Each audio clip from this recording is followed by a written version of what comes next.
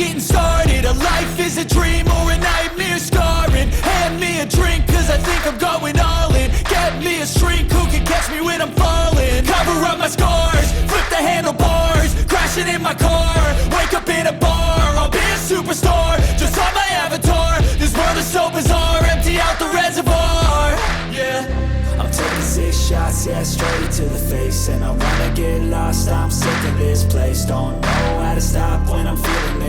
ये है सिंगापुर, दुनिया का चौथा अमीर तरीन कंट्री जिसका इंफ्रास्ट्रक्चर और टेक्नोलॉजी पूरी दुनिया के लिए एक मिसाल है। साउथ ईस्ट एशिया का एक फाइनेंशियल हब और दुनिया का सबसे कम करप्ट कंट्री। सिंगापुर के लोग पूरी दुनिया के सबसे ज़्यादा एजुकेटेड, हेल्दी और प्रोडक्टिव माने जाते हैं। लेकिन आज से कुछ साल पीछे चले जाएं तो 1965 में जब मलेशिया ने सिंगापुर को ख़ुद से अलग किया तो उस वक्त सिंगापुर की 80% आबादी शदीद गुर्बत का शिकार थी।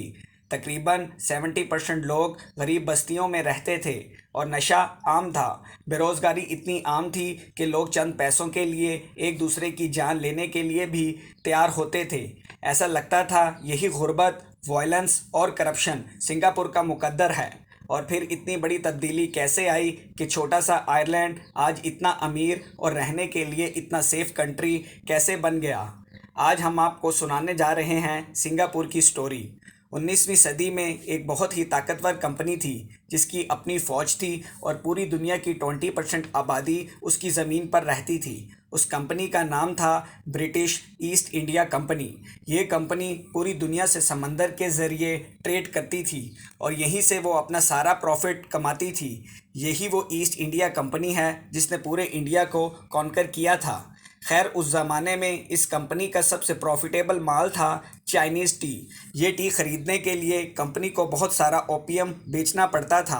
वो ओपियम जो ये नॉर्दर्न इंडियाज़ में उगाते थे। इस कंपनी का सारा ट्रेड इस छोटी सी जगह से गुज़रता था जिसे स्टेट ऑफ मलाक्का कहा जाता है। कुछ ही सालों में ये कॉरिडोर कंपनी का सबसे प्रॉफिटेबल रूट बन गया जिससे इसका 50% रेवेन्यू आना शुरू हो गया। लेकिन इस सारे रूट को सेफ़ बनाने के लिए यहाँ पर इस कंपनी का अपना सी पोर्ट होना बहुत ज़रूरी था।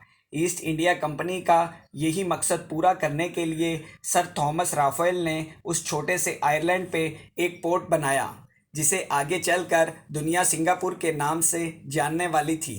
एक और ज़बरदस्त चीज़ ये की गई कि इस पोर्ट को फ्री पोर्ट बनाया गया, मतलब यहाँ पर किसी किस्म का कोई टैक्स नहीं था।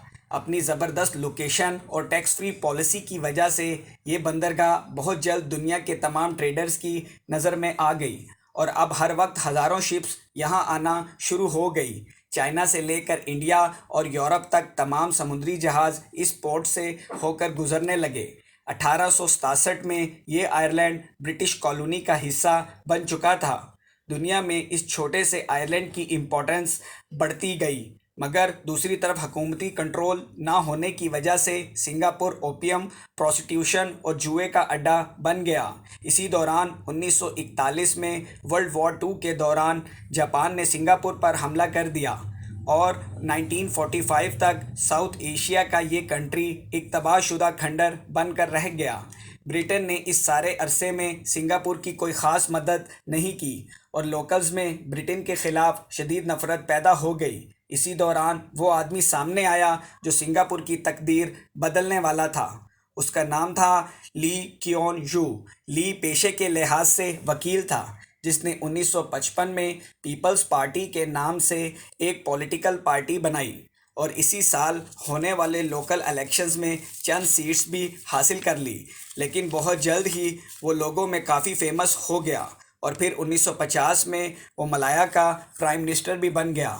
उस वक्त मलेशिया और सिंगापुर एक ही कंट्री होते थे जिसे मलाया कहा जाता था। ली के प्राइम मिनिस्टर बनने के सिर्फ 3 ही साल बाद मलेशिया सिंगापुर से अलहदा हो गया। इस सेपरेशन की वजह वही एथनिक और रिलीजियस ग्राउंड थे। इस बंटवारे के बाद ली की मुश्किलात बहुत बढ़ गई। उसके सामने ऐसी कौम थी जिसकी कोई पहचान नहीं थी। वो गुर्बत में डूबे हुए थे जिनके पास करने को कोई काम नहीं था, तालीम नहीं थी और रहने को घर नहीं थे। ली अपनी कौम को इस दलदल से निकालने के लिए किसी भी हद तक जाने को तैयार था। چاہے اس کے لیے اسے کتنی بھی سختی کرنا پڑے۔ سب سے پہلے لی کی گورنمنٹ نے سوشل انریسٹ کو ختم کرنے کے لیے فری سپیچ کو بین کیا۔ پروٹیسٹ کرنے، ڈرگ یوز کرنے اور وائلنس کرنے والوں کو خوفناک سزائیں دی گئی۔ جو بھی گورنمنٹ کے خلاف بولتا اس پر کیس کر دیا جاتا، حتیٰ کہ چیونگم پھینکنے والوں کو بھی سخت سزائیں دی جاتی۔ سننے میں تو یہ کافی سخت لگ رہا تھا، لیکن حیران کن طور پر اس سب کے زبردست ریزلٹس آنا شروع ہو گئے۔ پولیٹیکل اور ایتھنک ٹینشن کم ہونا شروع ہو گئی۔ لی کا بھی یہی خیال تھا کہ جب تک لوگوں کو خوشحالی ملے گی انہیں کسی چیز کی پرواہ نہیں ہوگی، لیکن یہ تو صرف آغاز تھا۔ سنگاپور کا اس وقت سب سے بڑا مسئلہ اکانومی اور ہاؤسنگ تھا، یعنی رہنے کے لیے گھروں کا نہ ہونا۔ سنگاپور کے 70% لوگ کچی آبادیوں میں رہتے تھے۔ لی نے ایک کنٹروورشل لا پاس کیا جس کے مطابق گورنمنٹ کسی زمین کو سستے دام میں خرید سکتی ہے۔ اس سستی زمین کو خرید کر گورنمنٹ نے سستے گھر بنانا شروع کر دیے۔ لوگ ان سستے گھروں کو خرید سکیں اس کے لیے ایک رول پاس کیا گیا جس میں ہر کسی کی 25% سیلری کاٹ کر گورنمنٹ کے پروویڈنٹ فنڈ میں جمع کی جائے گی اور 25% گورنمنٹ اپنے پاس سے دیتی، اور اس طرح 50% سیونگز ہر بندے کی جمع ہوتی گئی اور لوگوں نے کچھ ہی ٹائم میں گھر خریدنا شروع کر دیے۔ آج 80% سنگاپورین ان گھروں میں رہتے ہیں جو گورنمنٹ نے بنائے تھے۔ ہاؤسنگ کے بعد دوسرا بڑا مسئلہ تھا جابس۔ سنگاپور کے پاس نہ تو کوئی نیچرل ریسورس تھا، نہ تو کوئی پڑوسی ملک اس سے ٹریڈ کرنا چاہتا تھا۔ لی یہ سمجھ چکا تھا کہ جابس کریٹ کرنے کا ایک ہی طریقہ ہے کہ باہر سے فوراً انویسٹمنٹ لائی جائے۔ اس کو دیکھتے ہوئے ٹیکسز ختم کر دیے گئے اور ریگولیشنز تقریباً ختم کر دی گئی، بلکہ سنگاپور گورنمنٹ نے تو یہاں تک اناؤنس کر دیا کہ باہر سے آنے والی کسی کمپنی سے پہلے 10 سال تک کوئی بھی ٹیکس نہیں لیا جائے گا۔ فورن کمپنیز سنگاپور میں آنا شروع ہو گئی اور کچھ ہی سالوں میں بڑی بڑی کمپنیز اپنے ہیڈ آفیسز سنگاپور میں کھولنے لگی۔ صرف 10 سالوں میں سنگاپور میں ان امپلائمنٹ 0 ہو گئی اور گروتھ ریٹ 13% تک پہنچ گیا۔ دوسری ہی طرف سرکاری دفتروں میں کرپشن ختم کرنے کے لیے سخت لاز انٹروڈیوس کروائے گئے۔ کرپشن کے جرم میں پھانسی کی سزا دی گئی اور دوسری ہی طرف سرکاری افسروں کی سیلری 10 گنا بڑھا دی گئی۔ پوری دنیا میں گورنمنٹ امپلائیز کی اتنی سیلری نہیں جتنی سنگاپور میں ہے، اور اسی کا نتیجہ یہ ہوا کہ آج سنگاپور پوری دنیا کا سب سے کم کرپٹ کنٹری ہے، اور اسی لیے انویسٹر کانفیڈنس زیادہ ہونے کی وجہ سے بڑی بڑی کمپنیز یہاں پر آسانی سے انویسٹ کرتی ہیں۔ اس کے علاوہ لی یہ جانتا تھا اس کا سب سے قیمتی ریسورس ہے ہیومن کیپٹل۔ اسی کو ڈیولپ کرنے کے لیے ٹیکنیکل سکولز بنائے اور فورن کمپنیز کو بھاری قیمت ادا کی گئی کہ وہ لوکل لوگوں کو آ کر ٹرین کریں۔ اس کے نتیجے میں سنگاپور کی ورک فورس دنیا کی محنتی ورک فورس بن گئی۔ زیادہ لوگ پیسے کمانا شروع ہو گئے، مطلب سرکار کے لیے پینشن فنڈ میں زیادہ پیسہ آنا شروع ہو گیا، اور وہیں پیسہ سرکار نے لوگوں کی بہتری کے لیے خرچ کرنا شروع کر دیا۔ State of the art hospital بننا شروع ہو گئے، روڈز، بلڈنگز اور سکولز پر گورنمنٹ نے پیسہ لگانا شروع کر دیا۔ اسی کا نتیجہ ہے کہ سنگاپور کا انفراسٹرکچر پوری دنیا میں سب سے زبردست ہے، اور اس کی ایجوکیشن کا یہ لیول ہے کہ سنگاپور کے اسٹوڈنٹس گلوبلی ہونے والے ٹیسٹ میں سب سے ہائیسٹ سکور کرتے ہیں۔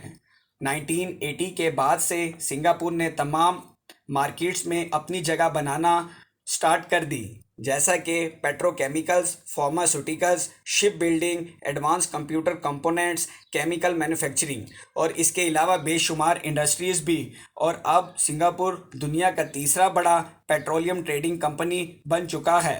سنگاپور اب دنیا کے امیر ترین کنٹریز میں شمار ہوتا ہے۔ دنیا کا دوسرا بڑا سی پورٹ سنگاپور کے پاس ہے، اور یہی نہیں بلکہ this is the second easiest nation to do business with. یہاں کے لوگوں کو world class healthcare, housing اور ایجوکیشن فیسلٹیز ملتی ہیں۔ سنگاپور کی ترقی اصل میں ایک لیڈر کی اپنی قوم سے شدید محبت اور لائلٹی کا نتیجہ ہے۔ لی کی پالیسیز شاید دنیا کی نظر میں پرفیکٹ نہ ہوں، لیکن وہ سنگاپور کے لیے پرفیکٹ ضرور تھی۔ دوسری طرف یہ خطہ ہے جو نیچرل ریسورسز سے مالا مال ہونے کے باوجود آج سٹینڈرڈ آف لیونگ میں سنگاپور سے کئی سال پیچھے ہے، اور نہ جانے آنے والے کتنے سالوں تک ایسے رہے گا۔ آپ لوگوں کے پیار بھرے کامنٹس اور لائکس کا بہت بہت شکریہ۔